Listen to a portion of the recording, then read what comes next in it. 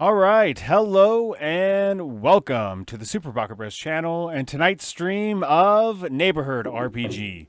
I am your game master, Angelo, as always, and I have brought together a great group of players to play the Curse of Strahd campaign, and I'm so excited to show everybody this campaign that I have cultivated, and yeah, super excited.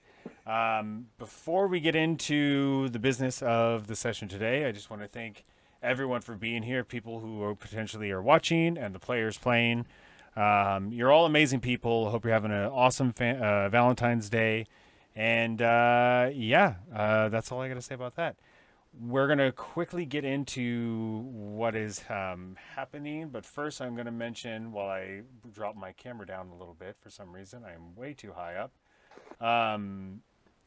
The audio that you're going to hear tonight is actually done by Travis Savoy. They're they have made a campaign specific Curse of Strahd composed playlist that they're allowing us to use. So definitely check them out. I'm putting their Bandcamp in the chat right now, and also Tabletop Audio for anything to fill in the gaps. Tabletop Audio is an amazing free browser-based service that Tim from Brooklyn has allowed us to use, or anyone really for that matter, whether you're streaming it or playing it at home. Check out Tabletop Audio. It's a really cool service. And then finally, before we get into our character and player introductions, if you are watching this and you want to interact with the game itself, as you're watching this on Twitch, the channel points that you automatically accrue, you can actually use those for redeeming them to interact with the game, whether it's giving players advantage on rolls or healing them, adding NPCs, adding enemies, and also some hidden special ones. Use those channel points. It's going to be a very cool feature that Woodland Deckhouse has used a few times in a very crucial moment. So do keep that in mind as we continue this campaign. There is a Stream Elements bot that's going to remind us as we continue throughout each session, because I will forget, I promise you. And be on the lookout for that special hidden one. So with that all out of the way, I think let's go ahead and get... no, that's not the one I want you to redeem, Phil. God damn it. Just demonstrating. Fair enough. Yeah, slow. I have only said your Fortnite character name once, and that was because you came up clutch, and that's the only time. Did I really say it twice? That's how good you were that one time. But yeah, we needed it. But with that all out of the way, let's go ahead and get into our character/player introductions and anything that you have going on that you would like to plug. Phil, we're going to start with you. Go ahead. Sure. Yeah. I don't have anything to plug, so I won't take up too much time with that. I don't think I've posted on Instagram since November. Yeah. So I'm playing Eldrin Farrell, half fort or half elf. Got you, fucker. I know. I jokingly talked about Drock earlier. I love. Half anything. What happened? Did you freeze? Oh, there we go. Yeah, I did for a second. Looked like yeah. I was so traumatized by my gas. I thought my thing froze for a second. I was like, no, because all I can see is you. I don't even see Discord. Oh, I keep freezing. Yeah. I'll just stop looking at that. Yeah, I don't know. He is very carefree. He's kind of coasted through life his entire life. I think in the last session there was a little bit of a reveal in that he definitely seems to be well off when it comes to money. More to come later as far as to what that all means. But yeah, not too much else to say. New beginnings as we start this whole. That's why I should have named this stream, not Fancy Feast. What the fuck? New Fancy beginnings. Feast. Are we eating cat food? Yeah, we're eating cat food this session. Actually, yeah. Like our cat is like brought to the audience. Like, We're actually sponsored by Fancy Feast. Nice. If your feline friends need a fancy feast, go to Fancy Feast. No, we're not sponsored by them. But thank you, Phil. That was a great introduction, and hopefully we do see that whole backstory. What's going on with your pocket money you got going on there? Next up, we have Hannah. Go ahead, Hannah. Introduce your character. Anything you got going on that you want to plug, and go ahead. I am playing Stropharia, a rogue half-elf. And my backstory is that I have amnesia, and I am slowly putting together past through clues and memories. And nice. I'll have Cyrus drop my Oh, actually, hold on. No, Instagram. I got. Oh, you I got have him? all of Nice. those. Yeah. Let me. I specifically went through and saved. Actually, let's just do this. I have all of your Instagrams and your TikTok. Actually, that seems like a jumbled mess, but I think you can Nice. click on them individually as well. Yes, you can still click on them individually. Perfect. Yeah, so if you're into fungi, follow my my biology page There you go. and my TikTok. There's a ton of biology on the TikTok too. And ukulele practicing, And which is cool. and chainmail. How Yeah. I do it are all. you just loving The Last of Us right now? All this. I haven't seen it. We canceled our HBO. I know. But I think it's cool that they took the cordyceps kind of, deal with ants and played off that. Now we will eventually watch it when our friend who we usually steal their HBO and she gets HBO again. Yeah, by we turned off our HBO, we mean our friend turned off their HBO. Oh, gotcha. Totally. I really wanted to see what you thought about that. Brittany and I just might let you. We'll give you our passcode. Nice. We've been doing that with other people that aren't even using it. So, but yeah, thank you for introducing your character, and hopefully we get a little more of that backstory. What's going on? A couple of dreams, I think, that's revealed. Yeah. A few hidden clues, some tasty tidbits. I got food on my mind or something. But we're gonna go ahead and yes, cat food and tidbits. I did eat dog food that one time, so I'm just trying to keep the trend going. Is that one of the channel point redemptions? Yeah, eating cat food on the Fancy feast only. Help you sleep. Yeah. Last but not least, we're gonna go over to Cyrus. Go ahead, Cyrus. Plug whatever you'd like to plug and introduce your character, please. Go ahead. Hey, I'm Cyrus. Here, I'll put my link tree in the thing because I just made it the other day, and it goes to my few things I'm doing. You can display my dumb MTG t-shirts, and you can find my MTG meme account, Instagram thing through there, all that good stuff.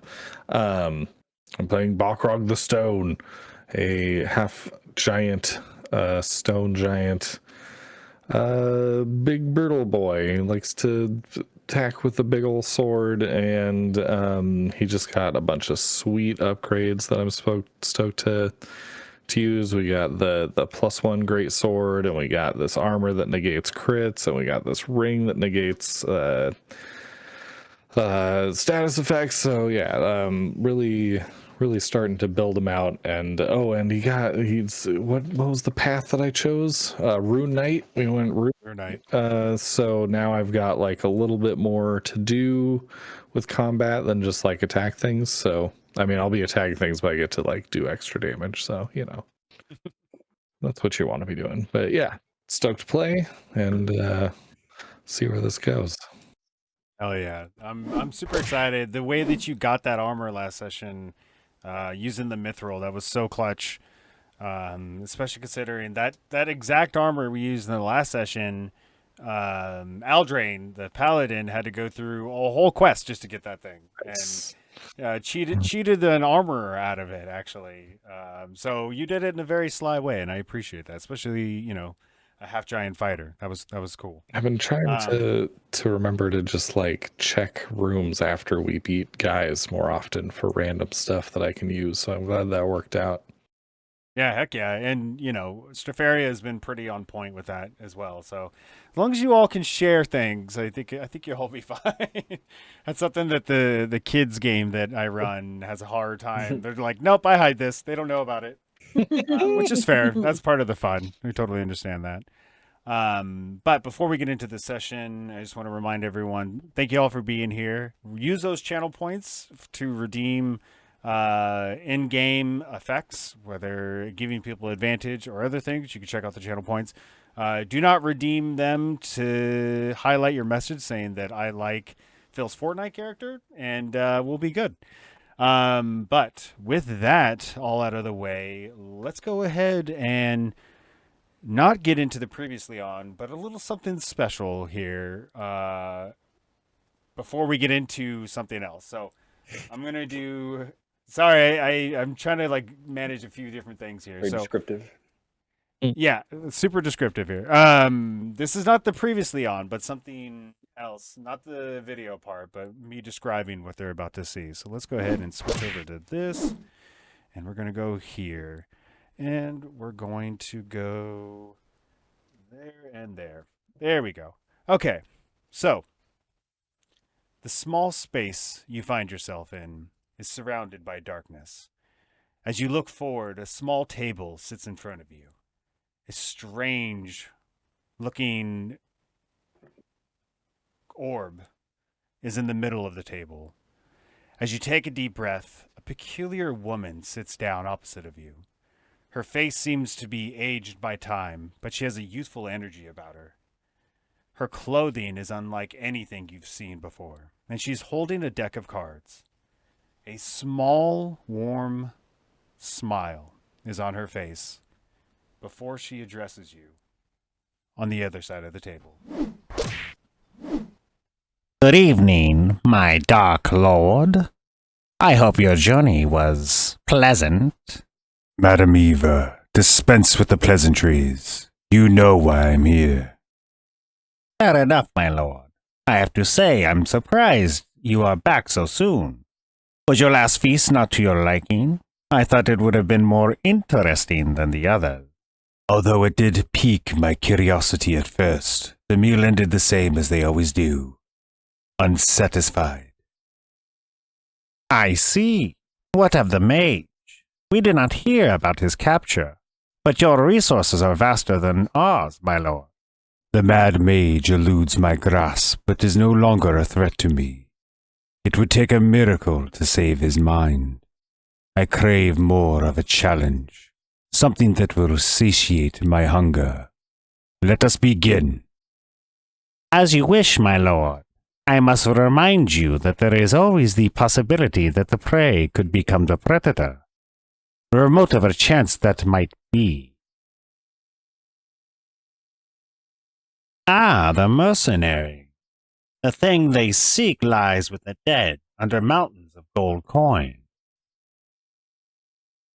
The next item they seek is in a town where all is not well. There you will find a house of corruption, and within, a dark room full of still ghosts, where the weapon of vengeance lies. Ah, the hooded one. I see a faceless god. He awaits them at the end of a long and winding road deep in the mountains. Now for the one that could help them. The marionette.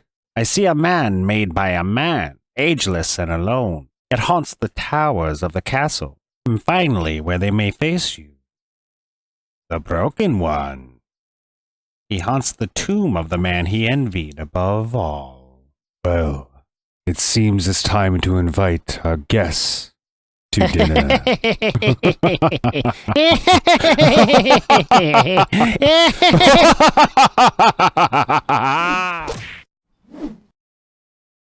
You all wake up in your individual beds, having this dream that you have no idea where it came from, what it's about.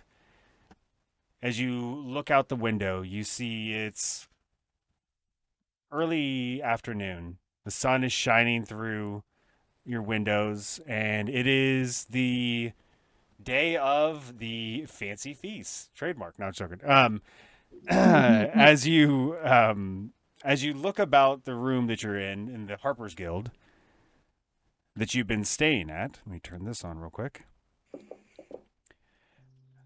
You see all of your individual items that you have accrued over the last 4 or 5 days, traveling to Mirabar, saving the missing miners, and figuring out what was happening up there, being sent by the Harper's Guild, a secretive group that is trying to live in society in harmony with nature.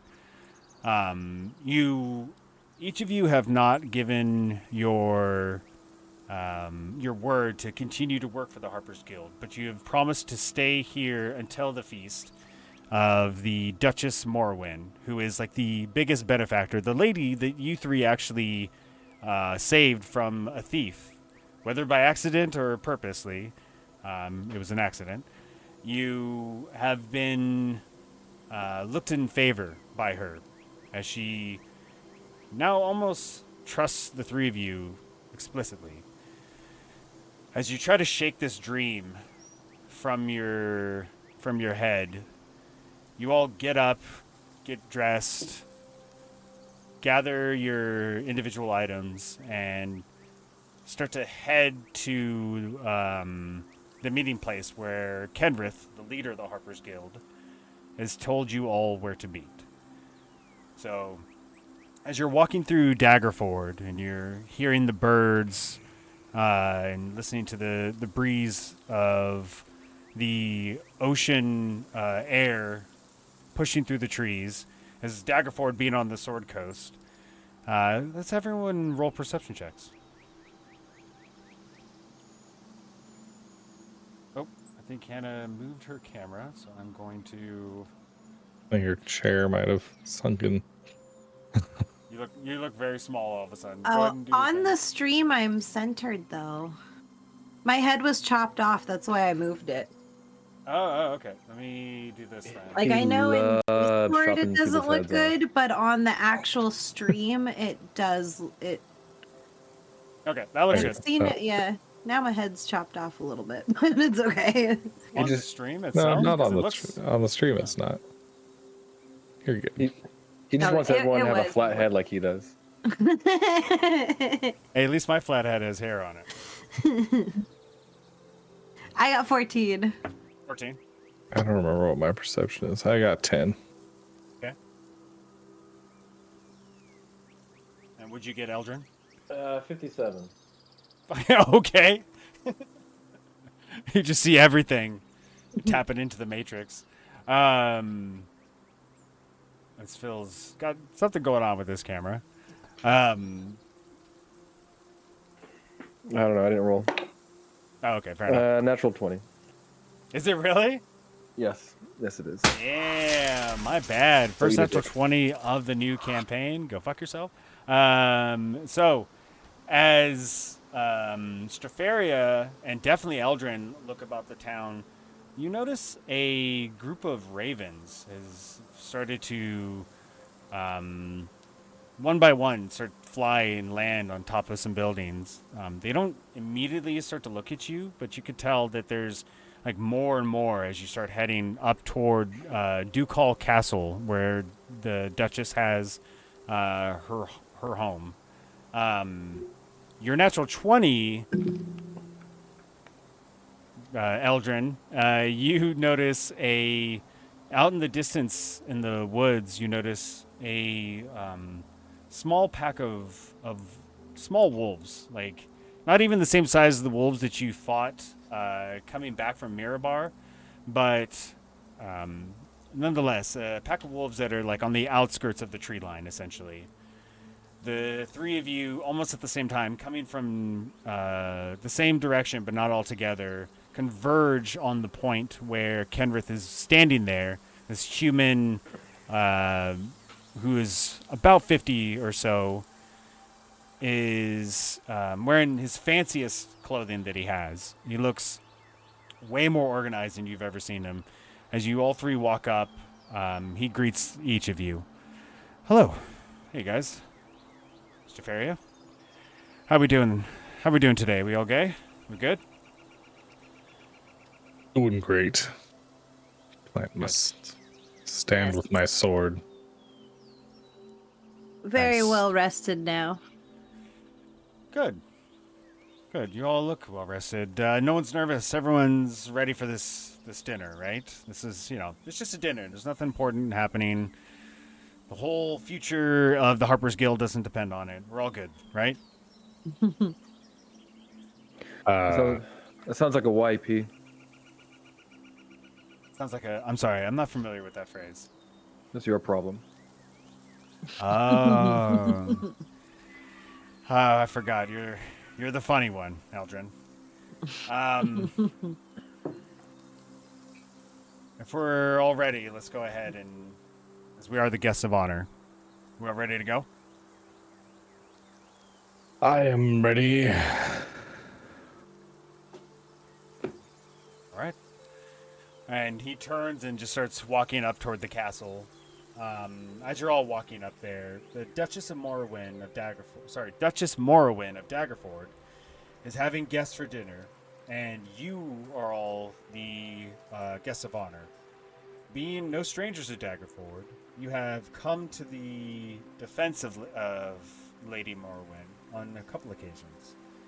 As the cool autumn breeze blows through the streets as you make your way to the castle, you are greeted by the guards.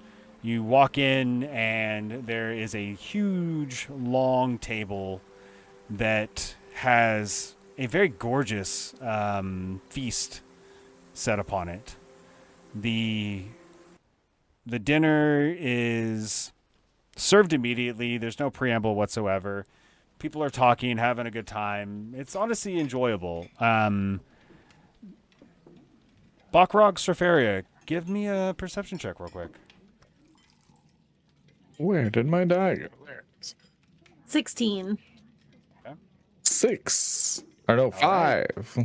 Even better. Backrog, you're so confused about which effing fork to use. It's like, is it the small one? Is it the big one? You don't really notice this, but for Strafaria, who you very naturally, surprisingly, are really calmly okay with the situation, and you notice that Eldrin is, for the most part, pretty low-key about this, but you notice a couple of comments by the nobles, and he rolls his eyes, or there's a lot of comments being made, and Eldrin is kind of low-key, passive-aggressively, a little bit over these nobles. As the dinner goes on, you kind of are keeping an eye on him, and at one point, there's a ting, ting, ting, ting, ting on a glass with a fork, and Duchess Morwen stands up, who is this very tall half-elf woman. Her skin's fairly pale, and she has a large widow's peak. Their long black hair. As she looks out over everyone, she quickly discusses the events of Mirabar, saying that, and she points to the three of you, asking you to stand. Do you all stand? And Kenrith is like, stand up. Do you all stand? I almost don't, because I'm still trying to figure out these forks, but I do, just in time. You all stand up, and Lady Morrowind says, the heroes of Daggerford, we are here to thank you, not only for coming to the aid of our mithril mines up in Mirabar, but for potentially, hopefully, continuing your service for the fine town of Daggerford. If it wasn't for you, my coin purse would have been stolen that one day, and I think fate has brought you to continue to be in our lives. And she raises her glass that she was originally, dinging on, and she goes, to the misfits of Daggerford. And everyone kind of, the misfits of Daggerford, and they all cheer. You guys sit down. The feast continues, and you notice a guard walk in and bends down over to whisper something in her ear. Strafaria, what's your passive perception again? Because of your perception perk that you picked up? I think it was a 15 or an 18. I can't remember. Should be bottom left.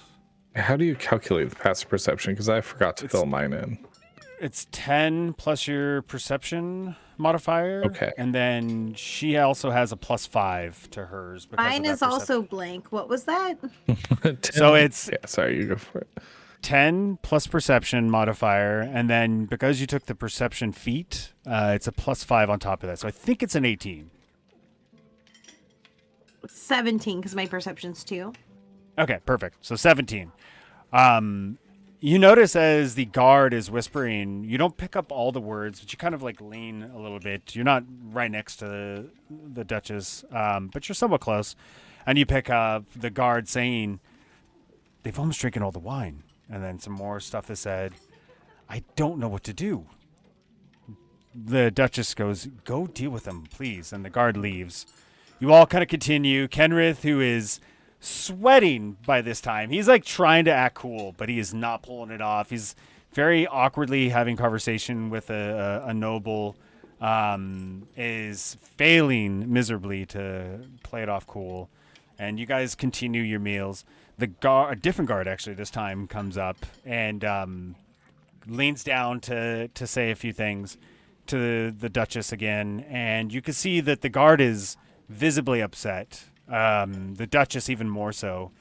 And then finally, she like waves the guard away, and the whole table kind of becomes silent and is noticing this. She looks up at everyone and says, "Well, I don't want to put a damper on tonight's festivity, but we have a bit of a situation out at the gates of Daggerford." And she turns to Kenrith.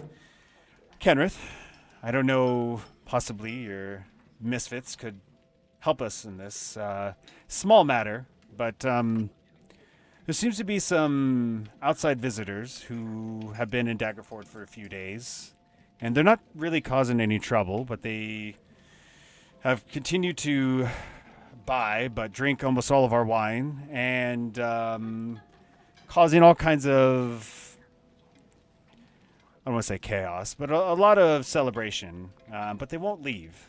And every guard that we send seems to come back totally fine with them, even though I've told them to make them leave. Is there any possible way that you could help us with this small matter? I believe if you could pull this off, I can pull out the special reserve wine that we have down in the basement. It's a 32. And Kenrith, who was like almost profusely sweating at this point, like a fountain, he goes, "Oh yeah, come on, you three, you could easily handle something like that. You killed a mind flayer, for Christ's sakes." Are you asking us to kill these people as well? Lady Morwen, no. I would just, especially you, Eldrin, I figure you're such a smooth talker that you could convince them to leave peacefully. We don't want any sort of violence. They've drinking a lot of wine, which is impressive. We're quite known for wine here, and we have quite a bit. But I think it's time for them to go. It's kind of like drop those forks that I'm still fiddling with and be like, I'll go. Very good, Sir Bakrog. Stefaria, would you be so kind to help us with this matter? Yes, I will follow Bakrog. Alrighty. We will hold off on opening that reserve, and we are in your debt once again. The guard who just came in, bows a little bit to escort you out to the outskirts of the city of Daggerford. As you head that way, you notice now that it is evening, and the city streets of Daggerford are fairly deserted. The guard who's in front of you is like trying to quickly walk there. He's ahead of you trying to walk there. You get to the outskirts of the city itself, and as you see, there's the road heading south away from Daggerford, along the Sword Coast, and a good 100 feet away, there's like a clearing in the grass, It's all dirt, and there's a small encampment of wagons and carriages. And in the center, you see a nice little campfire that's roaring pretty good, and there are a good 20 to 30 people that are there who are seemingly having a good time celebrating. The guard kind of points over to people and say, "That is them. We'll be over here. If you need anything, let us know." Did Eldrin come with us? Yeah, he said, right, Eldrin? Did you go? I didn't say anything, but I had a little bit lined up. But yeah, I'm there as well. My bad. The guard kind of nervously bows to the three of you and backs away. So you're all standing now a good 100 feet away from these people, and they don't notice you. Let's kind of turn to Eldrin and be like, "You want to talk to him, or should I go grunt at him?" Yeah, it was kind of my concern. Seems like this requires a bit more finesse than you two bulls in a china shop have available at your disposal. I think it's best if we try to befriend them. So follow me, and I'm sure the two of you can follow suit. Sounds good.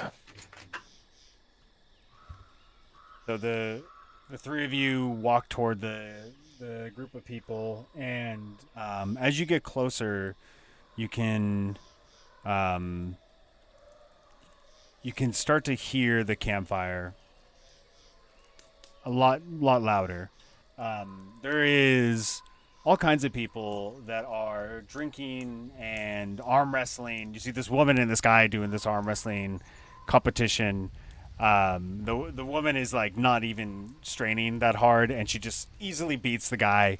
He's like holds onto his arm, like hurting for a minute, and then he clasps her hand, like yeah, and they start celebrating. As you all walk up, there is one older gentleman who he walks up to you. He's got this like really long mustache with a beard. It's dark black hair, but there's some like gray coming out of it. He walks up to the three of you, and he's wearing clothing. They're all wearing clothing you've never really seen before. They kind of match in colorization, but you can tell it's all made themselves. Very simple materials. But as you walk up, this person comes up to greet all of you, and he goes, "Oh, hello. It's nice to meet all of you. Would you like to join us for a little bit?" Would you describe their clothes as kind of like nice or like not so nice? I would say as plain, simple as you could possibly get it. It is not fancy at all. It's well maintained. It's not like dirty or anything, but it looks very basic. So the kind of Gap level. Shots like fired. Yeah, Gap. Simple, straightforward. Okay. Yeah. I'm afraid we are going to have to. I hear you're drinking all the wine in town. Ah, you yourself like to drink wine, no? Come and join us. Well, thank you. You go over to the campfire, and as you sit down, this gentleman introduces himself, and he goes, "Hello, I did not get your names. I am Stanimir, and these are the Fistani. And who might you all be?" I am Eldrin Farrell. A pleasure. And you, lady, who might you be? I am Strafaria. It is a pleasure.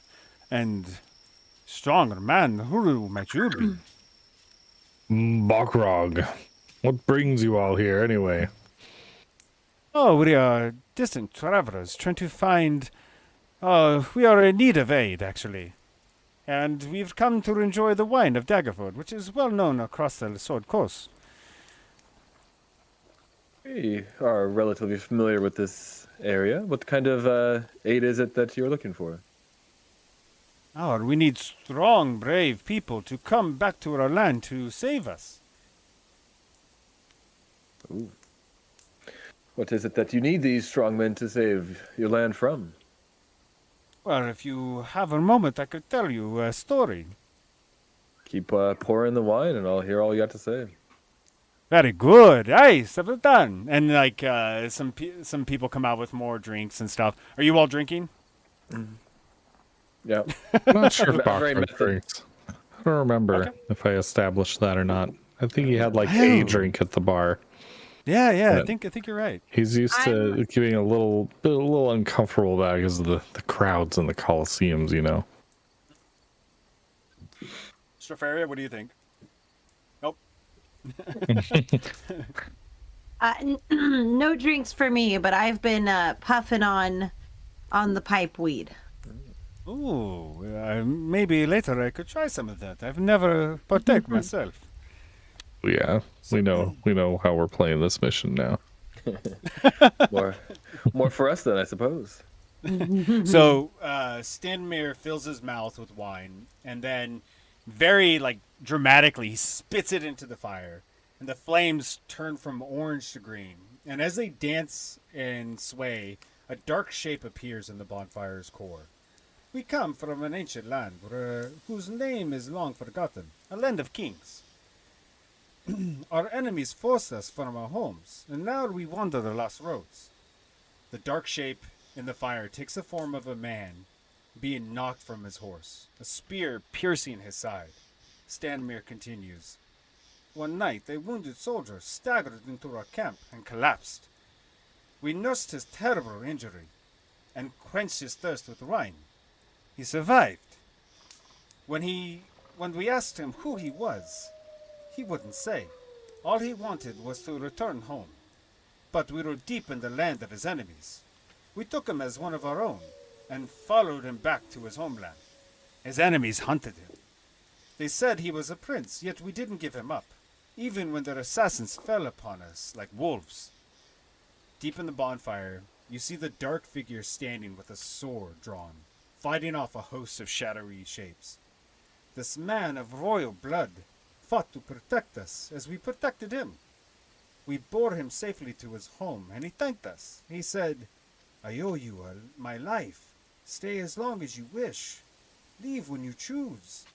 And know that you will always be safe here. That is my impression. The figure in the dancing fire vanquishes the final foe, and then disperses in a cloud of smoke and embers. Stanmir's face becomes a somber mask. Unfortunately, a curse has befallen our noble prince, turning him into a tyrant. We alone have the power to leave his domain. We've traveled far and wide to find heroes such as yourselves to end our dread lord's curse, and put the trouble to his soul to rest. Our leader, Madame Eva, knows all.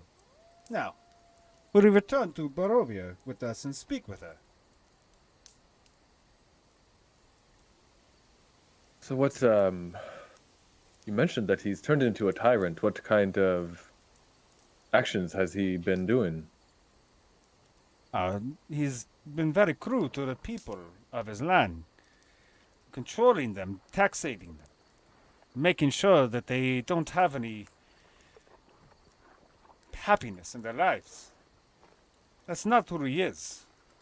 That's not who he was, at least.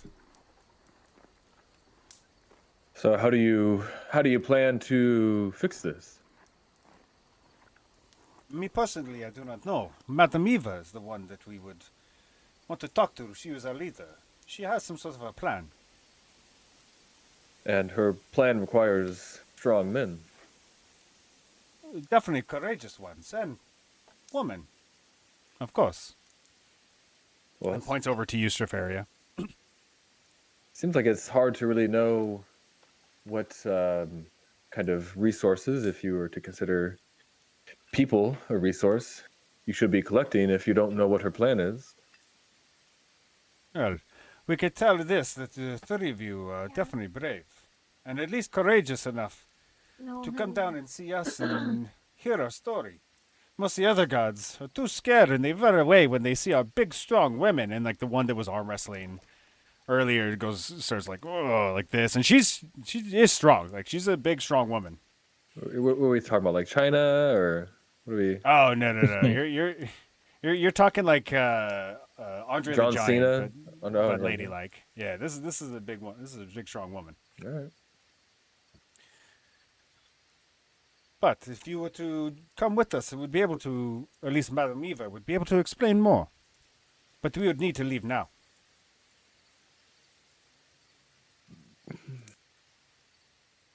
Funny how we always find ourselves in these situations. If you need a few minutes to talk amongst yourselves, please, by all means. I need to fill up my wine anyways. Are we? Oh, I'm more comfortable doing this than I was at that dinner party, so I'll leave it up to you two. So are we kind of sat where we can kind of talk amongst ourselves then, I guess?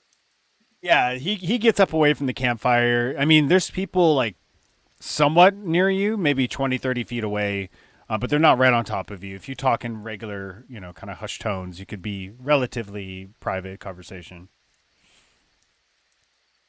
So how do we feel? What else are we gonna do? Basically feel the same. We could go sit and try to figure out which fork you're supposed to use to eat this damn food, or we could go see what we can do for these guys. I have to be honest, I tend not to like to stay in any one area for very long. I wonder what it is that we stand to gain from this. I do wonder that as well.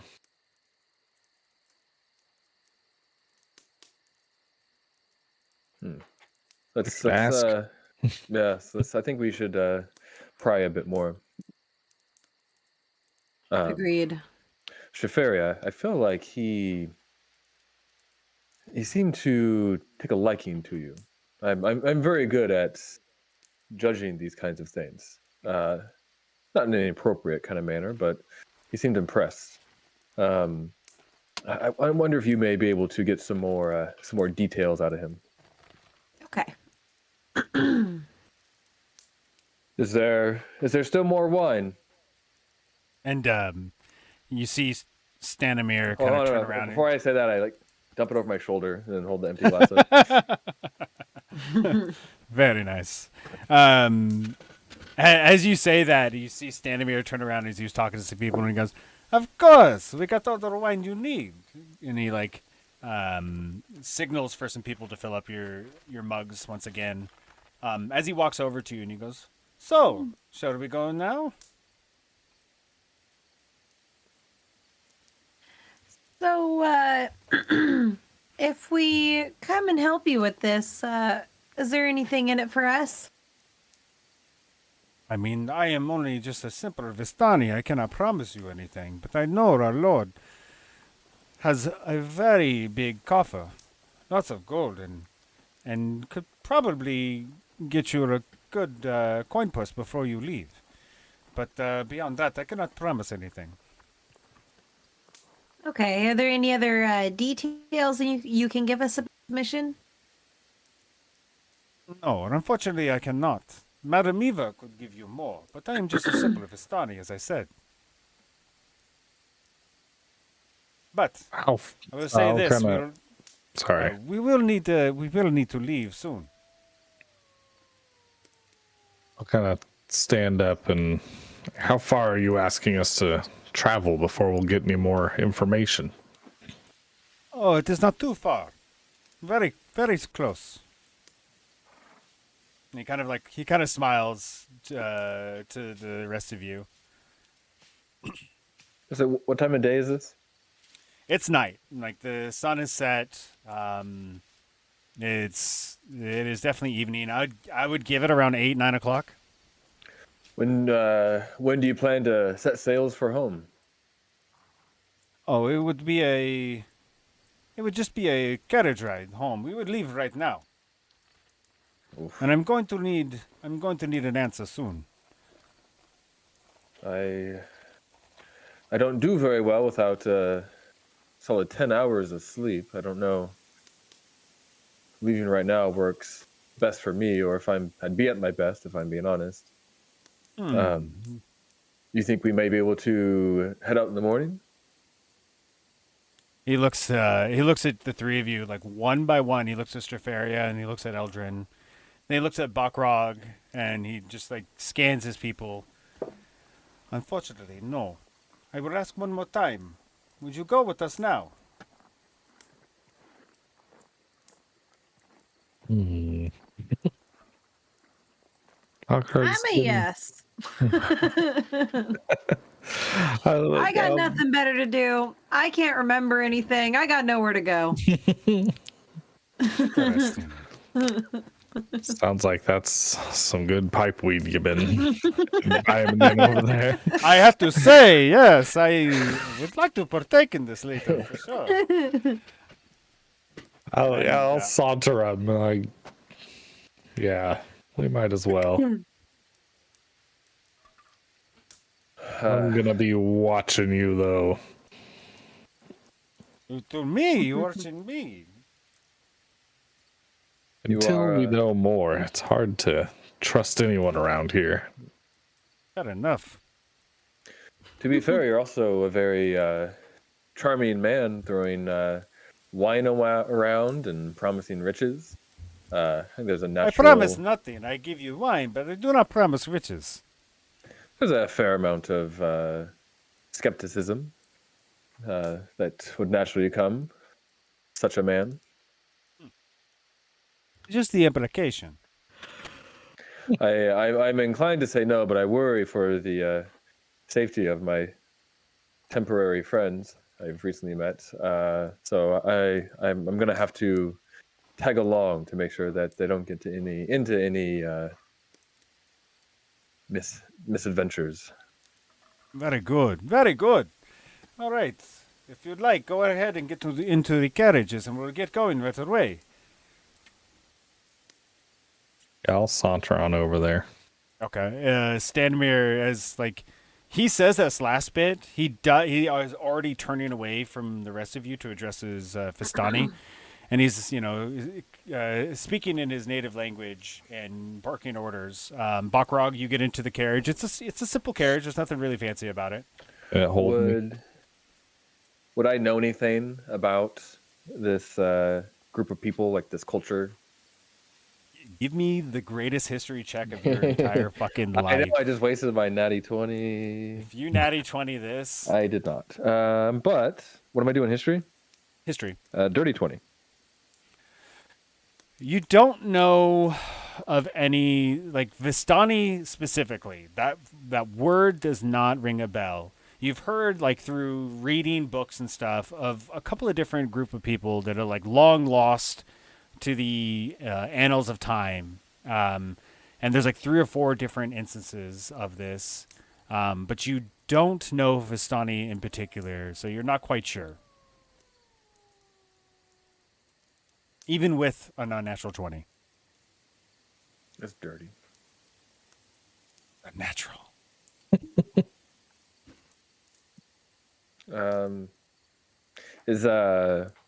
What's his name again? Stanimir. Sir Stanimir, will you be joining us in the carriage that we ride over on? Oh, but of course. And he's like still talking to people, and he turns around. Oh, but of course, I'm going to be joining you. But we need to go now. And he's like telling other Vistani, they're already like getting into the carriage. There's like not that many people left. You see one person with like a big bucket of water heading over to the campfire, and like he chucks the bucket onto the campfire, and a bunch of smoke starts coming out of it as like the campfire, instantly put out. Still burning, or not burning, but smoldering a little bit, but like a whole bunch of smoke is coming off of this, filling the area around you. I guess we did what they asked us to do. We should go, yes? Just don't forget the wine. Oh, never. and he's already heading toward the carriage. So Strafaria, Eldrin, what are you doing? Bakrog's already in the like front carriage, if you will. I am behind Eldrin, and I am using my keen observational skills. And I'm just kind of checking everyone and everything out. Okay. As you, Eldrin, are you going on to the carriage? Yeah, I'm ideally kind of position myself as close to him as possible. Just stand him here? Yeah. Sure. So as you get into the carriage, it instantly starts moving when you're all settled in. And as you start moving, the smoke from the campfire kind of like build out into the roadway area. So as the carriage moves, you're like looking through the windows, and you're just like filled with smoke essentially for a brief moment. And as the carriage continues to move, the smoke is still kind of there. And after like another 5 minutes or so, if you look out the carriage, it's still surrounding the windows. Standemir, who is like not in the carriage on the inside, but is on the like riding up top kind of position, you can hear him talking to the other rider who's along with him. So you guys are on the inside of this carriage, and he's driving up top. Is there anyone else with us? No, just the three of you are in there. And can other people, the people on top of the carriage, hear us? Probably. I mean, if you speak loud enough, yeah. Well, I'm not going to speak loud enough. Fair enough. I feel like this was probably a big mistake. I'll be honest. His Should we tuck and roll? His urgency is a bit alarming. We can tuck and roll. I love that. It's like the carriage. It's instantly just tuck and roll out of it. I feel like Strafaria is the Charlie Day of this group, just like the wild card completely. I usually am the wild card. It's so funny, just like standing here, and the rest of them just like watch Strafaria and rolling out of the gear. That's a choice. It's a bold choice, but it's definitely a choice. I think I'm still willing to see where this goes, but I am getting a little worried. Well, I don't, though I do doubt their intentions. I do not doubt our ability to handle what is in front of us. I think we definitely should make a point not to take anything for granted, and keep one eye on those around us. You're like bouncing in the carriage as the carriage is like, yeah, it's a bumpy road. These things are old and rickety a little bit. So you guys are staying in the carriage. No one's ducking and rolling. Not I. Okay. I'm not gonna not pulling a cue. Another 5 minutes goes by, and there's still smoke outside of the windows as you continue riding along. By this time, you start to hear like the rain starts coming down fairly quickly, and which is really weird because it was like a nice cool breeze with no clouds in the sky. But as you continue on, it starts to get like very loud. It's like almost storming outside. Even still, as you ride another 10 minutes, there's still smoke outside the windows.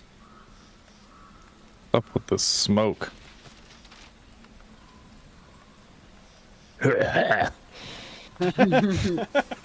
Stefaria's that wasn't me.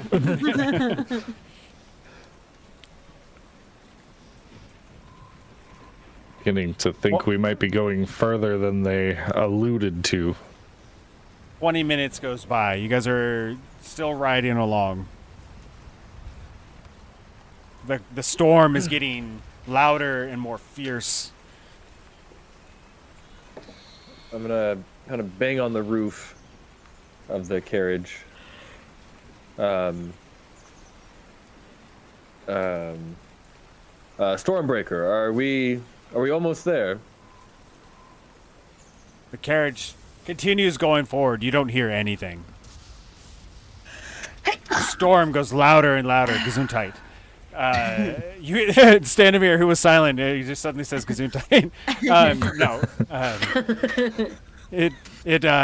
The storm is getting louder and louder, but you do not hear anybody from the outside. The carriage continues on even more, and there's still smoke on the outside.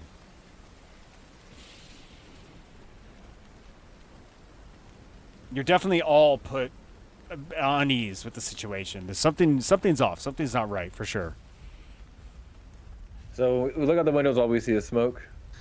Yeah, which is really weird because it's literally the same smoke from the campfire, but there's absolutely no way that is following you. Is there a way to like poke my head up front to where we think Buddy Boy is? Sure. Yeah, there's like a window, like there's the door to go out of the carriage. Mm-hmm. So you could pop out, open that and look out. Because you said, I can't remember his name. I'm sorry. Stanimir. You said he was driving, right? He's up with the driver. You're not necessarily there. sure if he is driving, but there's him and another person up where the driver's seat is. Yeah. I'll poke my head on there. Stanimir. So you open the door, and as you do, the smoke that you think is smoke is not smoke. It doesn't smell like a campfire smoke by any means. But as you open the door and you get like this, the air is very moist, very thick of some sort of like fog, if you will. And as soon as you open the door and say Stanimir, the carriage stops, just comes to a complete stop.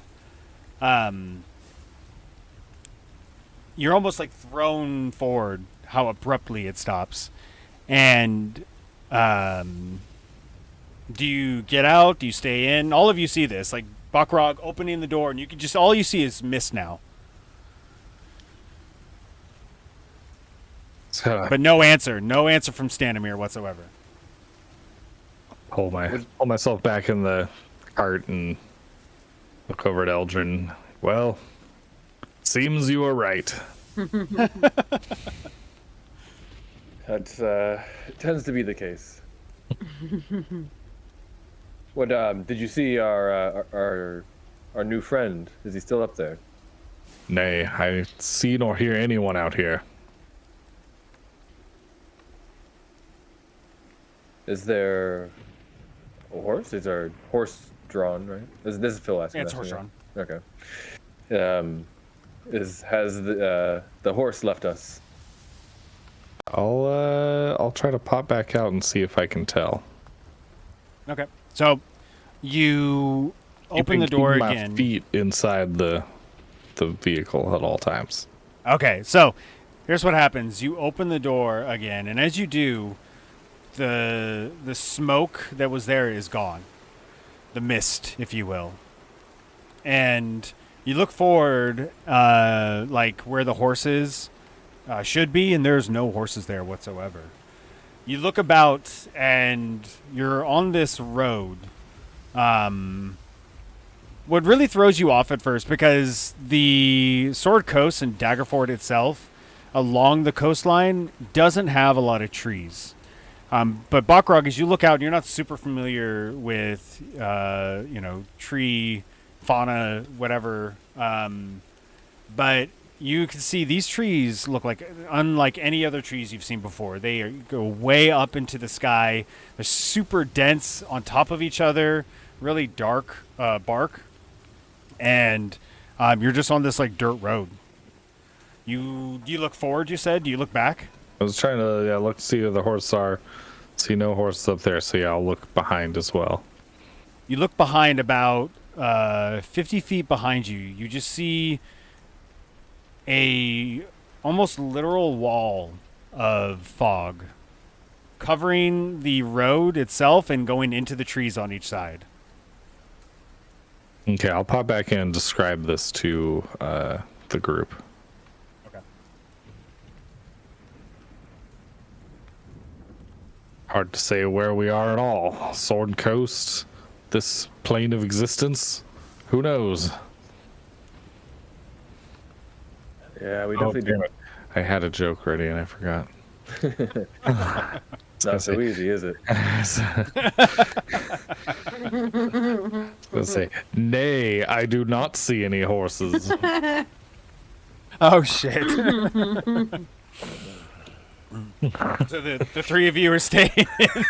I think I'll take my chances with the fog. So what are we doing? Are we staying in the carriage? Or are we going out? And right now, you guys still hear it is storming really hard. It's, as you could hear, thunder and lightning. It's raining extremely hard right now. What are we doing? I don't really care to go out into the storm, if I'm being honest. Should we perhaps look again to see if there's anything not too far away we may be able to get to for shelter? Yeah, I can, I kind of want to, like, get out and climb a tree and see if I can scout anything. Sure, absolutely. So you get out and you instantly, actually give me a nature check.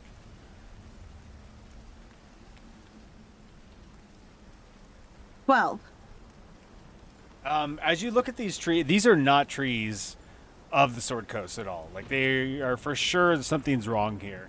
But as you walk out onto this like dirt road, you see like black pools of water that's like stand still almost, only where the rain hits it, like dark mirrors. And there's giant trees, they loom on both sides of the road, and their branches like shooting high into the sky, clawing at the mist. That's how high the mist itself, if you look behind you, is like this massive wall shooting up into the air. Go ahead and give me a athletics check.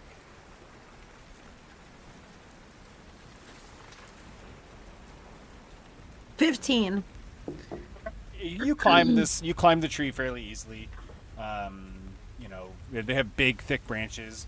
As you look toward the mist, there's nothing you can see past the one direction. But you look the other direction, and you see in the distance. It's fairly dark, but you see lights, like miles away from you, where the tree line kind of opens up. And there's like a huge sort of plateau area. But that's all you can really see. There's like a huge river off to your left. But straight ahead, ways away, is some sort of settlement of some kind in front of you. But as you're like looking down, you catch the smell of something that kind of throws you off a little bit down below you. Is it a familiar smell? You've smelt it before, some sort of rotten decay smell. Can I do a history check or like a... I would say a medicine check, actually. Medicine, okay. 17. There is a dead body or something around here for sure that you are picking up. You want to stay up on the tree? I want to shimmy down the tree and maybe sniff this dead body out. Okay. So you come back down the tree, and Bakrog and Eldrin, you see finally, because she like disappears up into the sky. It's so dark. You see her coming down the tree, and then almost like go into the tree line itself, like deep. She kind of disappears, if you will. You walk a little ways away, Strafaria, and as you do,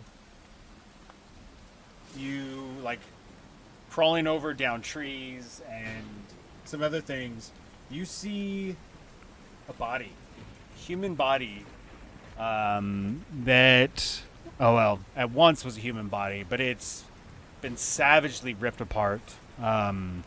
Huge chunks out of its stomach, its neck and face have been ripped off. In his hand, you see that they are holding something, like desperately holding on to something. Can I roll for investigation? Yeah, go to check out the body, absolutely. 19. You find one copper piece on this person. And then you find some sort of a letter. And for whatever reason, I'm trying to stall. I can't find that goddamn letter. Eldrin turn to Bakrog and say, I see you're busy, never mind. Oh, no. I'm back. I thought I heard a little tiny person off to the distance somewhere. I'm not a fan of tiny people. Oh, shit. They weird me out. Do you think she's okay out there? I hope so. She seems like she can take care of herself, but perhaps we should meander closer in case anything goes wrong. Yes, that's a very good idea. Why don't you head out there and help her, and you let me know what you find. Fucking dick room. Go ahead, Bakrog. I'm inspired by your bravery as always. And I yours. I'll head on out. It's fine. It's fine. As you're like coming out of the carriage, you see Stropharia coming out of the tree line, holding this piece of paper. Do you want to read the paper, Stropharia? Yeah. You open it up, trying to like cover it as the rain is, pouring down on top of you, and it's a letter from the burgomaster of Barovia, and what it essentially says is, "Please help. We are besieged by a mad tyrant, and we seek aid in stopping him." And then it's signed by the burgomaster of Barovia themselves. Korionovich is the last name.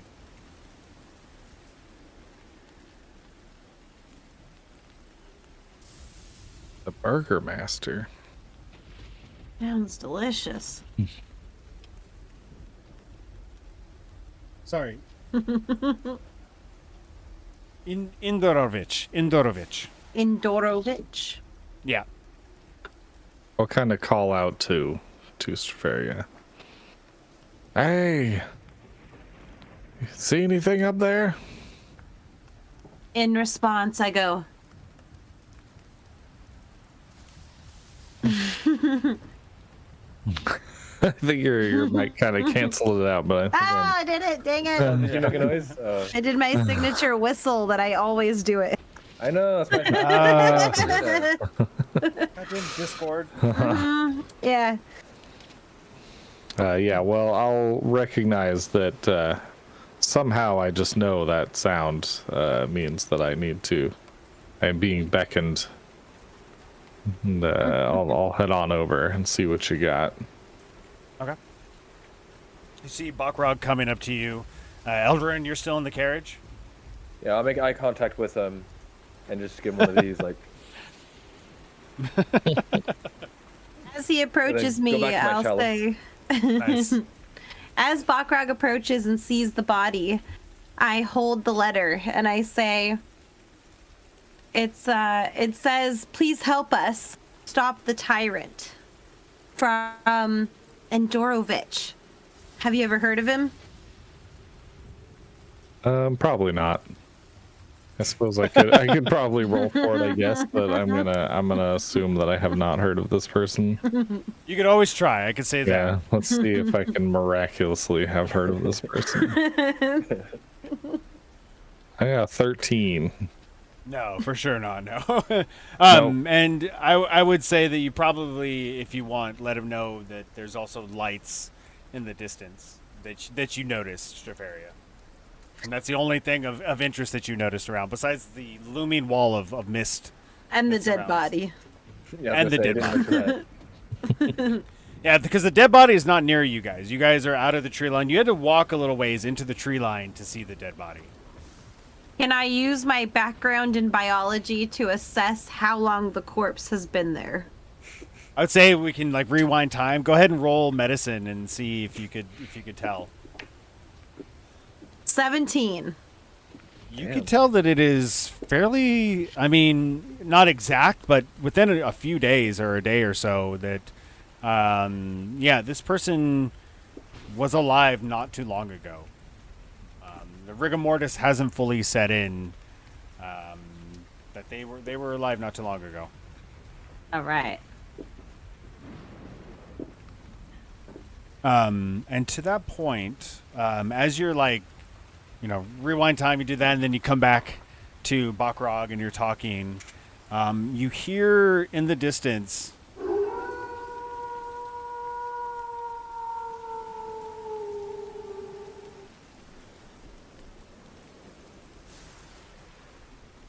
catching you guys all off guard. I mean, it's not like super close by any means, but close enough where you're definitely concerned. Eldrin's gonna close the door to the carriage. little candle inside, keeping you nice and warm. You said you saw lights, so maybe the thing to do is to go towards them. Better than staying here in the pouring rain. Agreed. I just want to note that Strafaria is not afraid of the wolf call she heard at all, only intrigued. Okay. I mean, last time we fought wolves, I sliced like 4 of them in half in a row, so I'm like, I guess we should move, but we'll probably be okay. That's why Eldrin felt comfortable closing the door. He knows you guys got it. That's not an act of cowardice. You guys are empowered. It's respect. It's a vote of confidence in exactly. your abilities. It's totally understandable. So the two of you on the outside, you're getting rained on right now. What are we doing? I'm gonna go back up to the caravan and or the thing and open the doors back up. Relay this new information to Eldrin and say, so what do you say? You want to start making towards these lights? Might be a town, might be something. That's got to be better than this. I suppose. I'm not a fan of being wet or cold or uncomfortable. I got you, buddy. I rip off all the curtains inside the carriage and fashion us rain hat. Give me a I want to say intelligence check just to see how well you can fashion this together. Like how effective it is. Yeah. 11. It is not the prettiest thing by any means, and you get dripped on occasionally, but it's definitely better than nothing. I'll say that. You're kind of Eldrin's kind of looking at it, and you're like thinking this doesn't go with your ensemble right now, but you're okay with it. The depths of your talents knows no bounds. Thank you. So are we moving down the road? Mm-hmm. Okay. I'll kind of just use my giant sword as like an umbrella. I'll kind of hold it over myself as we walk. Respect. I appreciate that. Yeah. So as you continue down the road, you go, a decent ways. This is a very long road. You look side to side. At times, you almost feel like you can see movements in the trees. Like there's a flash of lightning, and you could swear there's like a person moving or some sort of creature moving. After a good, hour of traveling on this road, actually, you see something in the road ahead of you, like 30, 40 feet.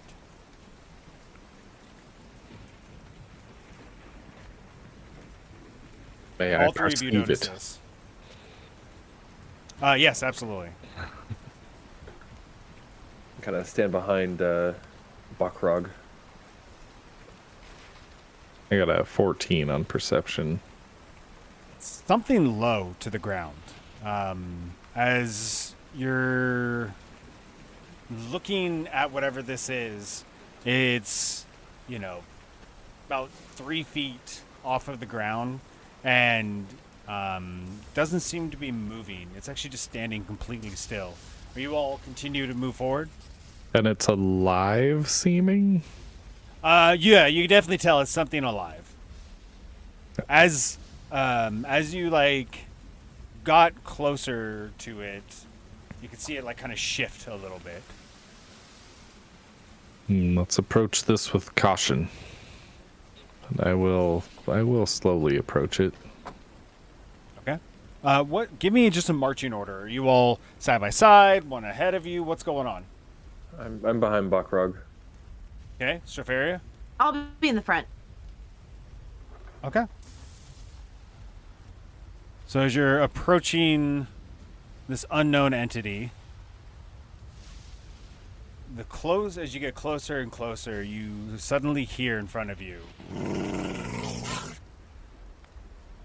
But the sound itself is way deeper than that. It sounds louder than that. As I'm just going to say this and just pray that it happens, but a flash of lightning. No? Fuck you. A flash of lightning. That'd be so badass. Flash of lightning. And it lights up the...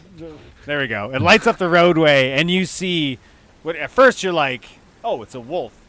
But then when you finally see the wolf, it must have been... almost laying flat to the ground, because this thing is massive, way bigger than the wolf you saw prior, coming back to Mirabar in the road. This thing is gigantic and just haggard looking. As it's looking at you, it again just growls. Stays still, but is growling right at you. What do you all do? You have a moment to do something if you like. I'd like to hide. Okay, give me a stealth check. 21. Oh yeah, you feel fairly calm. You're in front of the group itself, but as the lightning flashes, causing a momentary, dazed perception from the flash itself, you stealthily just move into the tree line. Bakrog, Eldrin. That's the fucking lightning I needed. I don't know, I'm trying to look into this creature's eyes and see if it can be reasoned with. Roll an animal handling check for me. And while you're doing that, Eldrin, let me know what you're going to be doing. Giving Bakrog a pat on the back. Actually, fuck it, I'll give him Bardic Inspiration.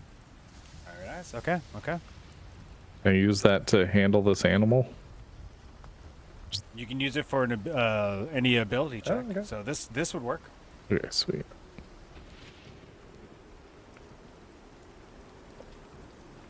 Freaking natural 20, and then +3 on the freaking inspiration. Nice. As you're looking at this animal, you have this moment of it's an animal. Even it could be big and haggard and ugly. All animals, could have the potential of being kind, and then you lock eyes with it, and the blood hatred that you see inside of this, right away that this thing wants to kill you, and is just waiting for you to move. Well, I'm gonna square up. I'm gonna get into battle stance. I'll try to slowly get the sword at the ready. All right, as you're bringing the sword in and around in this position, you hear the wolf just rear up and starts to goes right for you. I would like everybody, if we could, please. What's that, Ben? Roll initiative. I know. Go get a snack. Yeah, get me one too. I could definitely go for a snack. We're gonna switch over. Both our kids are just awake now, partying. make sure if you guys can be on roll 20. I rolled. What was I rolling for again? Initiative. Initiative, yeah. Let me know your initiatives whenever you're ready. I got 9. a 3. Oh man. Oh God. This is a bad start. Oh, you're for health on there. 19. There you Oh no, go. wait, plus 4. 23. Oh shit. I doubt the wolf is gonna go above you, but let's check. I told you I'm not afraid of this wolf. Plus some kind of hidden attack. Oh yeah. Okay. Let's see here. So let me use this handy dandy. God, that is such a cool feature. Which one? I'm using this initiative tracker. I put in your numbers and hit sort, and it automatically sorts it for me, highest to lowest. Nice. So yeah, at the top of the round, and actually, I'm super excited to use this because I fucking love this music from Travis Savoy. Here is this game's battle music. Nice.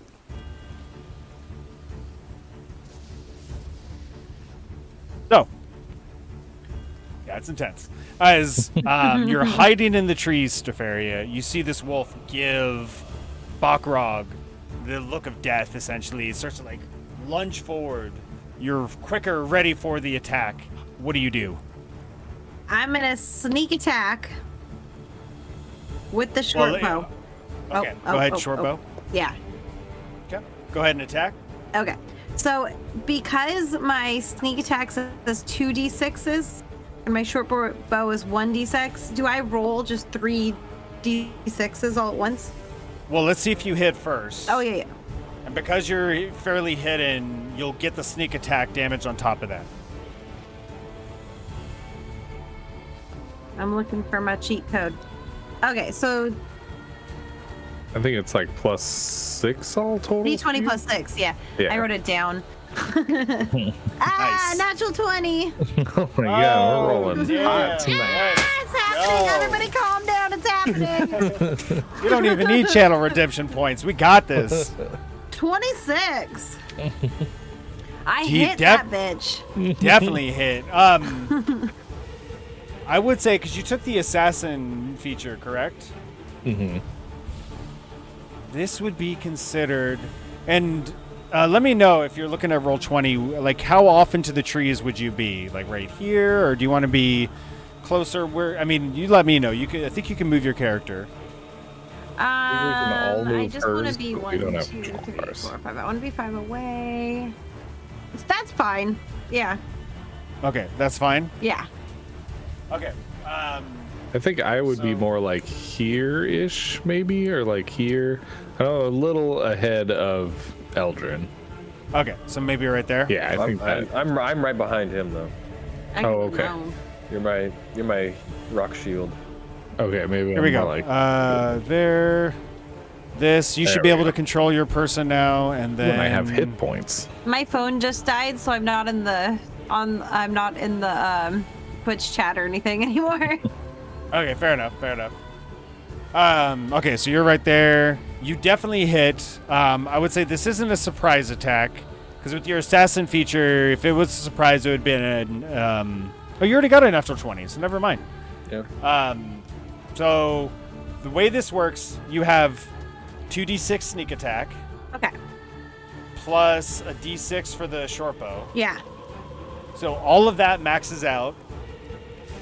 So you have 18 damage. Now roll all of that again. Oh, the 3d6s? Mhm. Correct. Okay. 5, 5, and 2. So 12. 18, 12, 30. total of 30 points of damage. As this wolf, massive wolf, just leaps out of the woods, or the road to like go after Bakrog is what it looks like. Stefaria just bounces out and unleashes a short bow arrow, and it goes through the wolf's throat down into the shoulder blade, and you can see it just hunched backwards in pain from it, almost killing it. But the pure hatred in Bakrog still keeping it alive. This thing is barely holding on. You have movement, and you can bonus action if you'd like.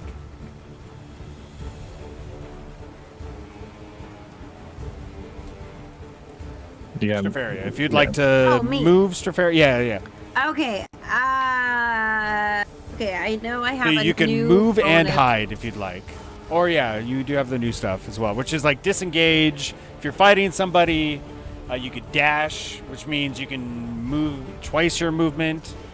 Or you can hide, which is... I'm gonna hide. Okay, are you staying there? Are you going to move? You can stay there. It's going to be a higher DC than if you were to move. Move right there. Right. I think I'm too close now. Can I go? You're pretty close. Would it be possible to hide over here, or would it see me? You would not be able to get that far. Okay, I will. You were what? You were here? Yeah, about right there. And is there... I can never remember if there's diagonal or non-diagonal. So I want to say non-diagonal. I got a lot of hate from the last session. We don't need to play. Yeah, that's okay. We can play by the... I'm a big girl. So you would be here, and you could go like... I think I was actually right here. Okay. 1, 2, 3, 4, 5, 6, 7. How many? I think you have 30 6. movement. Yeah, so 6. Yeah. So yeah. 6. Okay. I'm just gonna go right here. Is that enough? 1, 2, 3, 4, 5. Yeah. I'm gonna go right there. Okay. And then go ahead and give me a stealth check if you could, please, as you move closer, but you feel fairly confident that you could get a good hiding spot here. 22. Yeah, you're the darkness, the storm. You feel very confident that you are hidden. That'll end your turn. Next up, the wolf, who is very badly hurt, is barely holding on. They're going right after Bakrog. Has no idea where you're at, so they're going to go 5, 10, 15, 20, 25, 30. They're actually going to... Nope, they have 50 feet of movement. That is amazing. Wow. 35, 40, 45, 50. Doesn't quite get to you, but is like laboriously running up to you, Bakrog. That will end their turn, though. And next up is, I believe, Eldrin. What do? You see Strafaria just unleash a nasty arrow into this wolf, but it is still coming towards you. What do you do? I'm going to use Bardic Inspiration to the big guy. Okay. VHS tapes. And then I don't know how to change it. I'm sorry. And then I'm gonna step to the side. Would I have kind of clear line of sight here, or would I need to move more? Oh shit! I figured it out. I would say it would have a little bit of covers, considering Bakrog is a half giant. Oh yeah. If I go one in more, the tree, so if you would have a. Yeah, you would have a line of sight in there. Yeah. Okay. I'm gonna try my new crossbow. Oh, fancy! And Bakrog the Stone has joined us. Look at that. Yes, I figured it as soon as I was like, I don't know how to do it. I saw the little personalization button. I was like, that's Nice. probably the one. Oh yeah. Oh no! Don't do that. 11. 11. I'm going to say that is a miss. As you're not familiar with the crossbow, you go to unleash it, and this stupid rain is really getting on your nerves. The bolt, I should say, just harmlessly flies through the air into the trees. You can hear it go into a tree somewhere. There you go. Any other movement or anything else for you? I'm gonna go right there. All right, going behind. That'll end your turn. Yep. All right, Bakrog, you're up. You see this wounded creature, this monstrosity of a wolf in front of you. What do you do? And I'm gonna just walk on up to it. I'm not feeling the best about what I have to do here, but I'm gonna do it. And so we'll take I think just a regular old great sword swing here. I'll use the bardic inspiration though. Might as well. That is a 16. That hits. Sweet. So that's going to be 2d6. Well, I think I was supposed to add even one more to that. I forgot my great sword is a +1. Yeah, it is a +1. Yep. So 2d6. One of these rolled as a 2, so I'm going to use great weapon fighting to re-roll it. Nice. That was a lot better. So that's going to be 11, 17. Oh, okay. 17. Total damage? Total damage, yeah. Oh, this wolf is just massacred. As you go with one smooth motion, you do like a sidestep, bring your sword up and down, and cleave its head off. Rolls on the ground directly in front of Eldrin Farrell, actually. And as you see this happen, Strafaria, you're like looking toward Bakrog and Eldrin, and before you can say anything, you see 3 other wolves jump out from behind where Eldrin is. And we're at the top of the initiative order. These guys... Let me just bring this up here. Boom. Boom. 1 second.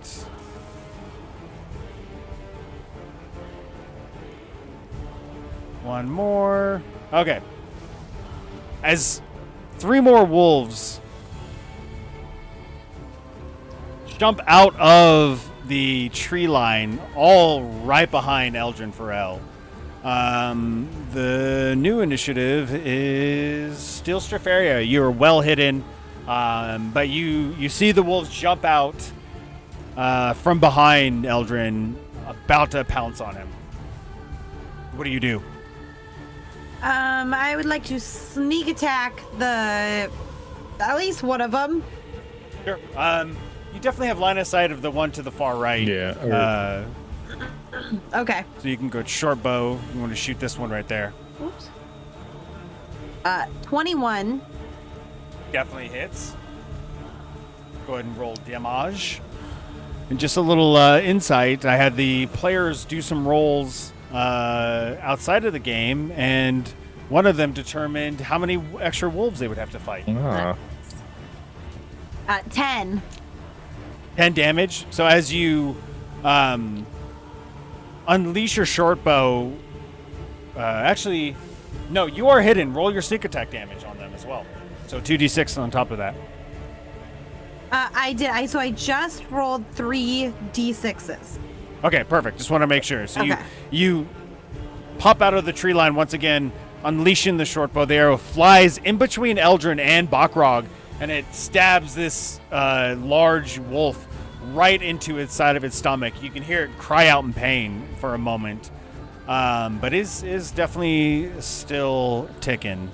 This one is dead. 10 points of damage. Oh my god, it reds it out. That is so cool. On that one there. And all right, that will end your turn. Can I do my bonus action hide? Oh, I'm sorry. Or movement as well. Okay.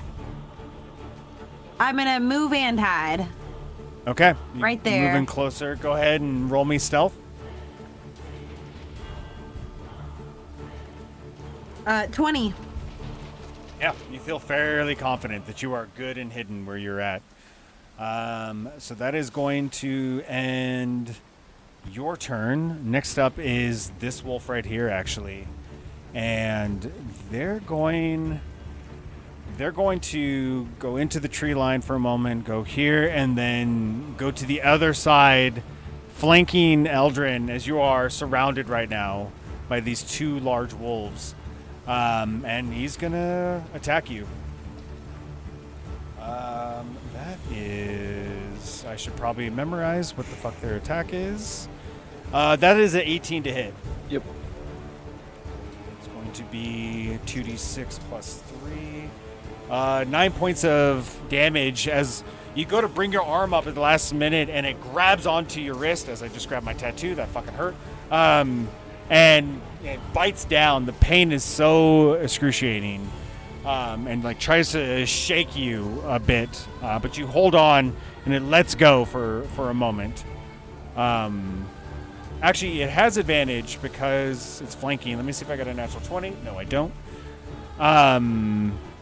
That's going to end their turn. The wolf on the other side of you's turn is up. They're gonna roll and try to bite you. That is a 7. I doubt that misses. That's a double 7. Goes to bite you and like kind of slips a little bit in the mud as you're like pulling back and then go forward. It misses you, trying to bite the back of your neck. That will end their turn. You are up, Eldrin, as you are now suddenly surrounded by these 2 wolves trying to kill you. So I believe I can attack all 3 of them because they're all within 5 feet of me, correct? Yes. And then, so would they get hit by thunderclap?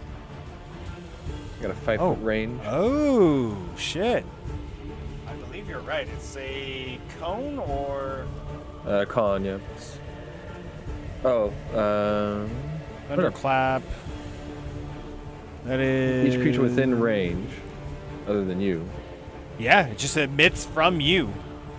5 feet around. Absolutely. No. Are you casting this through your chalice? Yes. I'm gonna take a sip, which is probably mostly watered down now. More Touché. rainwater than anything. Yeah, touché. Was this a level 1, I believe? I guess. Oh, it's a cantrip. Wow, so it's just the 5. You got to beat Constitution saving throw, but it'll increase your DC by 1. And then does the one wolf being flanked matter in this kind of thing? No. Okay. No, that's only for like melee attacks. Okay. But I like your mindset. That's good. So Constitution saving throw to see if it works.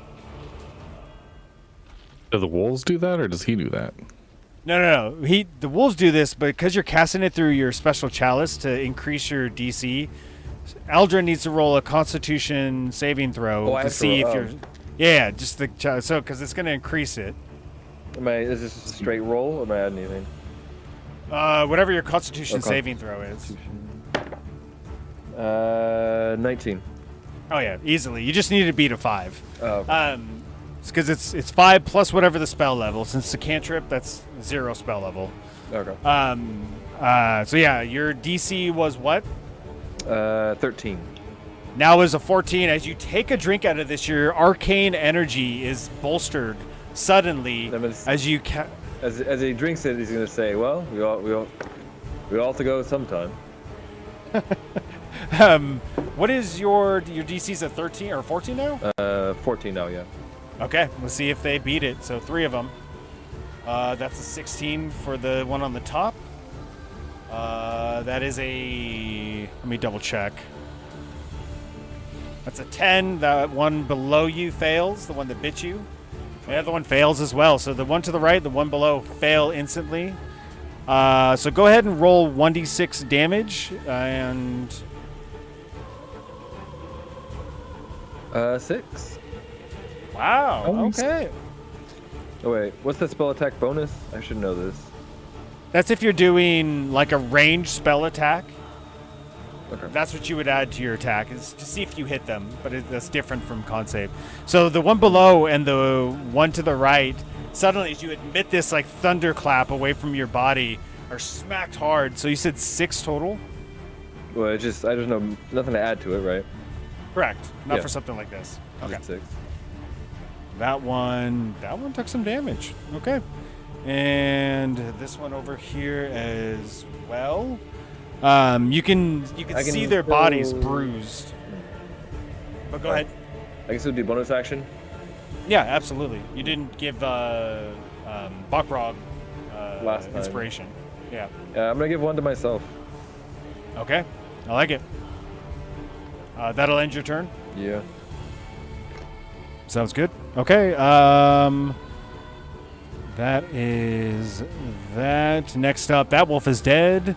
Finally, the wolf to the right's turn is up, and this one here is going to come down and try to take a bite at you. They're all just like swarming you now at this point. It seems like they have some sort of mission against you. That's a natural 17. So, yep. I believe that hits. So it's 2d6 plus 3. That's 6 plus another 9 points of damage. As this one bites into your thigh, like jerking as it's trying to pull you off of the ground. You're definitely not feeling too good right now. You're getting a little pissed off, and your clothes are really damp. I am bloody. You're bloody. Okay. It's good to know. Bakrog, you're up. Your friend, your companion, is getting viciously attacked. What do you do? Okay. So I had to read through my extra stuff. Sure. Okay. First, I'm going to just strike at this one that's right in front of me. Which you'd get advantage since technically Eldrin is flanking. And that one's been hit twice now, correct? Yes, that one you can tell is at least bloodied, yes. Okay. And a minute is like a lot of rounds in a battle, right? Oh, yeah. Okay, then I guess I'll activate my giant might, which is just going to make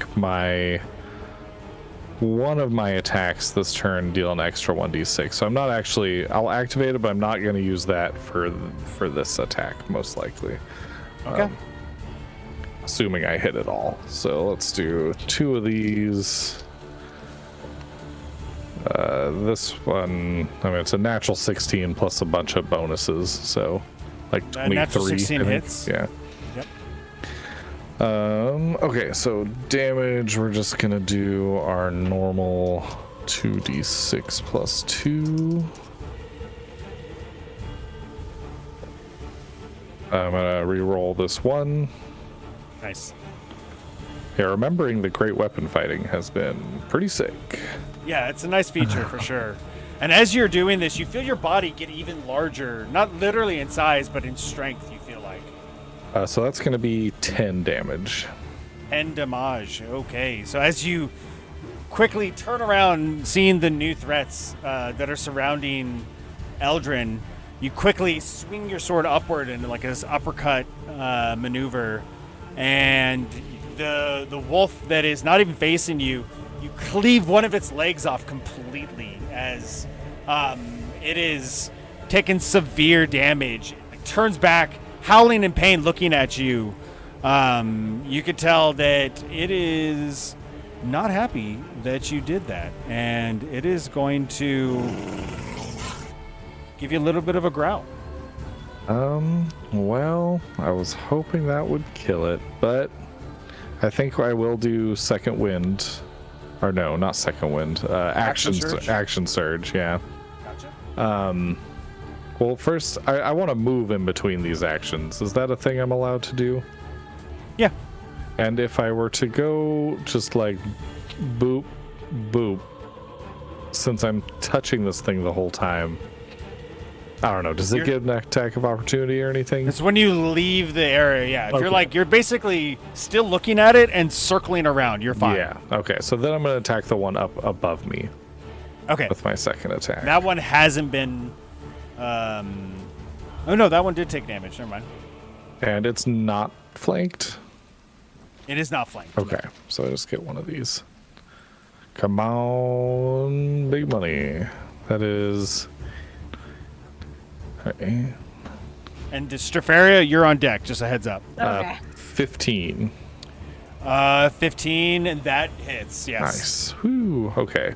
So for this one, I will add my giant might 1d6 here. As your battle energy starts to intensify, you're getting back into the motions that are just like second nature for you. We got one reroll here. Did not matter. Okay, so that's gonna be 16 damage. Oh shit! And that was on the one up above there. This that one. did some good damage. So that's gonna drop it down to that. As you circle around, still looking at the one, you quickly take your eyes off of the one that's just south of Eldrin, and you quickly just do like a stabbing attack, piercing right through the side. This wolf is so large, the blade, your massive blade, doesn't stab up top and bottom all the way through. That's how big this thing is. But as you pull out, you can see it like rips out a bunch of guts that just fall down to the ground. This one is bloodied and is not doing good. Anything else for you? What's up? No, I don't think I have anything else. I'm busy. Okay. So it goes your turn, and if you can, Strafera, you are up. Okay, Still I am fairly ready. hidden. Okay. What would you like to do? I gotta pull the map back up. Sure. Okay, I'm sneak attacking. Go for it. Short bow. Yeah. Which one? Which one of these wolves? Oh yeah, which wolf are you attacking? This one right I here guess is the probably- one. That one. Yeah. I guess that's Okay. the obvious choice. 10. 10? No. As you pop out of the tree line, you're kind of nervous about hitting Eldrin and Bakrog, and you just barely miss it. It goes over the top of the wolf's back. The wolf looks back at you, noticing that there's a new presence there that is a sense of a point of danger. Do you stay there, or do you want to move? I'm gonna move and rehide. Okay, go ahead and move if you would.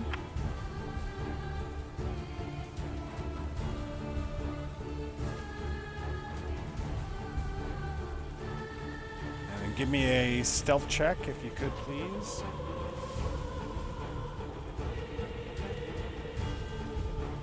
$24. Okay, you feel very hidden. That'll end your turn, I believe. And at the next is going to be this wolf here.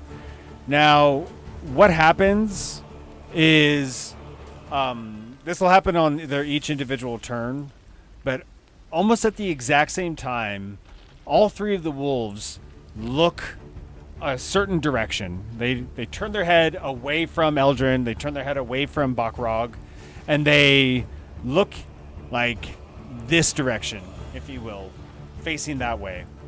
And as they do, this wolf is going to actually leave your area so that both of you get an attack of opportunity as it starts to head this way.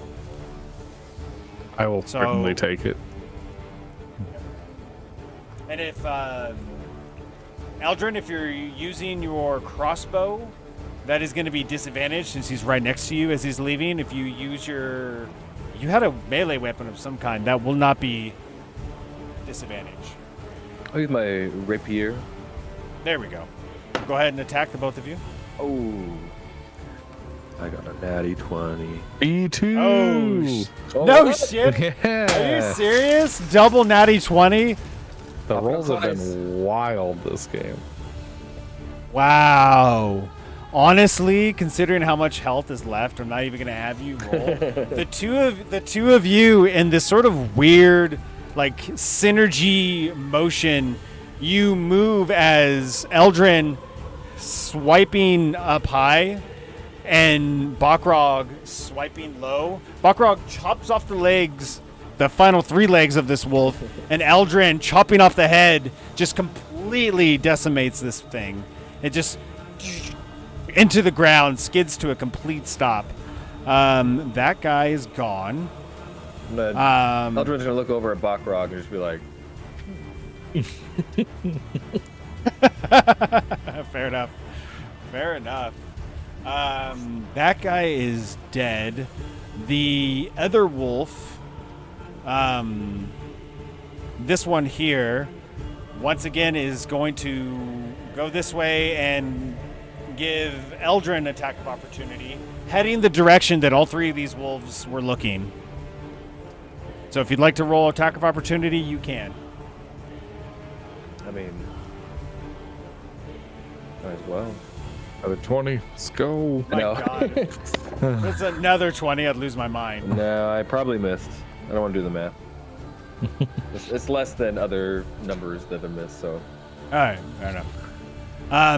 Feeling so like confident in the last attack that you did, you go to do like the same sort of head neck slicing motion, and the wolf, who's seen what the hell you just did to his comrade, ducks down, looks back, and gives you a "fuck you, buddy" as it like takes off into the tree line. It's gonna dash and disappears into the tree line. That'll obviously end their turn as they're gone. Eldrin, you're up. You have one more wolf that looks like it's about to head in that same direction as the other one. I wanted to do something fun, but it probably doesn't. I feel like this whole time you're holding your chalice like this. Actually, I have this thing You know for a what? reason. Why not? It's sort of like chalice here. Knowing what this, the real basic idea of what this whole campaign is going to be like, I'll probably get another chance, but fuck it. I want to try doing vicious mockery to the wolf. Oh shit! On the wolf. Yes. All right. Are you casting it through your? Or are you just gonna keep it at 14? Let me see. It is wisdom. Wisdom save. How smart is this wolf? How wise. Wait, is there any limit on how much I can do this? Oh no, you can keep going. Is there any drawback to doing it every time? Every time you could fail, and the spell would just completely fail automatically. So. Oh, the thing I'm trying to do would fail. Correct. Yeah, I'll just do without it. Okay. I think technically I have 2 chalices, so I'll take a drink from my other chalice. Okay, the non-magical one. Non-magical one. What do you say to what insults do you say? I was trying to pick one. I sort of marked which ones I've already used. The wolf won't know. Hey there. I know. Hey there, pup. Your mama's so brainless that she starved a mind flare. Wow. I like all the tie-in there. It's a nice touch. It is. You're like, I know what a mind flare is now. I'm gonna bring that up at the right moment. So that's a wisdom save of 14. Yes. Natural 18, actually. The wolf looks at you like, I don't know what the fuck you're talking about. My mom was super intelligent, you bitch. So yeah, it just does not take any damage, I believe. No. Yeah, or disadvantage on their next attack. Do you stay there? Do you move at all? So where does it end up? That was your turn, so it hasn't moved. Oh, I thought. Are you moving? Wait, what? Now the other 2 moved. This one was lower in priority than you. Oh, I thought this was an attack of opportunity. No, you wouldn't have been able to do that. It's an action to do vicious mockery. Well, I guess that's it. Okay. You staying there? Yeah. Okay. That is your turn. Next up is that wolf. And for a split second, it's actually going to look at you like, I'm going to fucking attack you, but then thinks better of it as it looks back in that direction, this very specific direction, and it's going to lose 10 movements trying to slip past the 2 of you. And as it heads this way, giving the both of you an attack of opportunity. Let's go. Oh, fuck. 120, bro. No. Mm-mm. I hit him. 23. Definitely hits. I got Backrog. 10, so. Oh no, misses. As you're like reminded of the mind flayer, your brain for a moment, Backrog, is kind of muddled a bit as you go to slice downward through this wolf's midsection, missing completely as it's already out of the area you're trying to attack. Go ahead and roll damage, Eldrin. Oh